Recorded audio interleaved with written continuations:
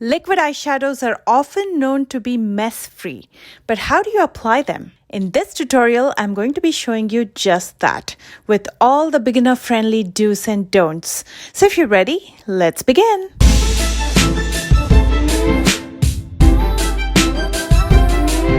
Now, before I use the eyeshadows, I want to get done with my brows first. So I'm going to be using the Precisely My Brow Pencil by Benefit Cosmetics, and this is in the shade 4.5. And the way I fill my brows is first I use the spoolie in the back to brush my brow hair downwards so I can clearly see on top, and I fill that in before I brush my brow hair again, but now this time I brush it upwards so I can clearly see at the bottom and fill it in. And while I'm filling in the sparse areas, I go along the natural shape of my brows. And then using a clear brow gel, this is from Jordana, I'm going to brush my brow hair so it keeps it in place. Using the Milani concealer in the shade 145, which is a true match to my skin tone, I'm going to clean up underneath the brows. On my right side, I'm just going to clean up underneath the brows and not use it on my lid as a base. But on my left side, I'm going to clean up underneath my brows and also use it on my lid as a base. That's because I want to show you how liquid eyeshadows perform when you use a base like a concealer versus using absolutely no base.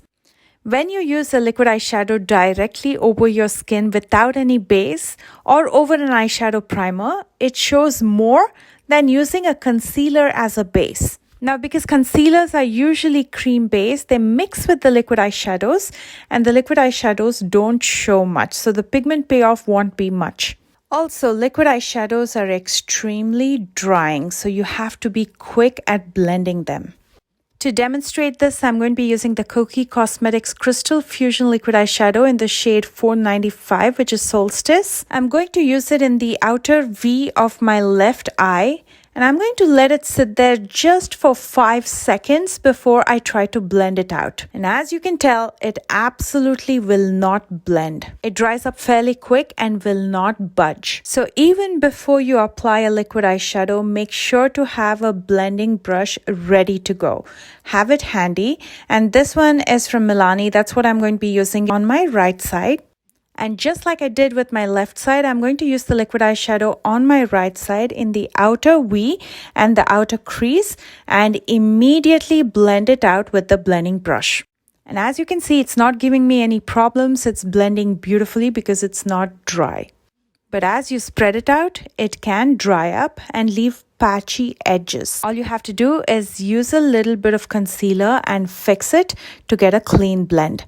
But make sure to use very less concealer and only in the edges just to correct the patchy areas. Rather than applying a liquid eyeshadow directly, you can take a little bit and apply it with a brush. That way you have more control and you get a cleaner blend. And if you want to build up the intensity, you can always layer more.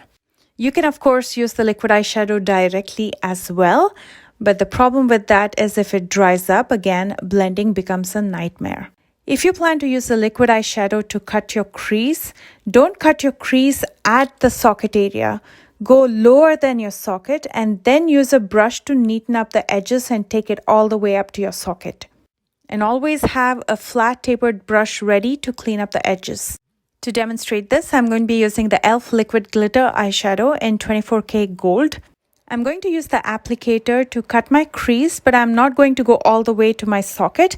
I'm just going to take it a little bit lower. And then I'm also going to make sure I blend out the edges immediately with my finger to make the blending easy with any eyeshadows that I'll be using in the outer corner.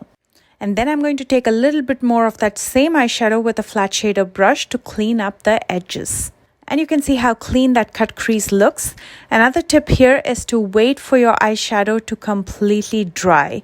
If you don't, it can settle in the fine lines and crease. On my left side, I'm not going to be using a brush. Instead, I'm going to cut my crease all the way up to the socket area.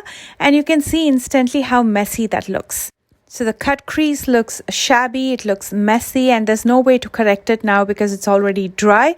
And because I didn't use the finger to buff out the edges, it's going to look patchy when I use another eyeshadow to blend with this. From the Teddy Boy palette, I'm going to use a powder eyeshadow now in the outer edge to blend everything together.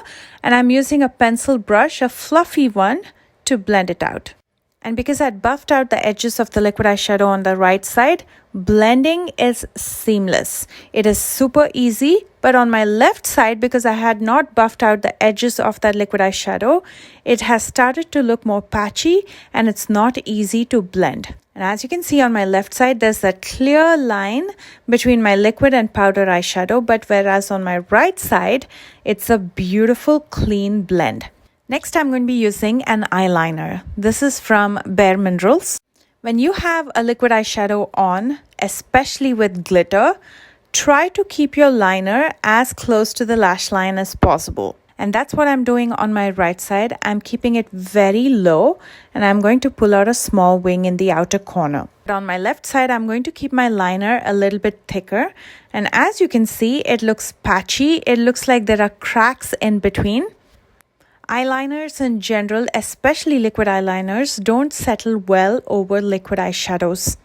If you most definitely want a thick eyeliner over liquid eyeshadow, you can either use a gel eyeliner or you'll have to layer this until you're happy with the intensity. But just keep in mind, the more you layer, the more you'll see the cracks and the patches. And those were the bare minimum basic beginner friendly do's and don'ts of using liquid eyeshadows. Now let's finish up with a coat of mascara. But before that, I'm going to curl my lashes with the Sally Hansen curler. And for mascara, I'm going to be using the Ciate Wonder Wand Mascara. Although the eye makeup itself look good on both sides, if you look closer, the right side has a cleaner blend as opposed to the left side. I hope you found this useful and I hope you enjoyed this video. Please thumbs up if you did.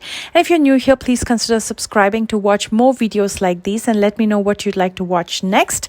Check out the description box for links to all my social media in case you plan to follow me there. And there's the view products link embedded within this video.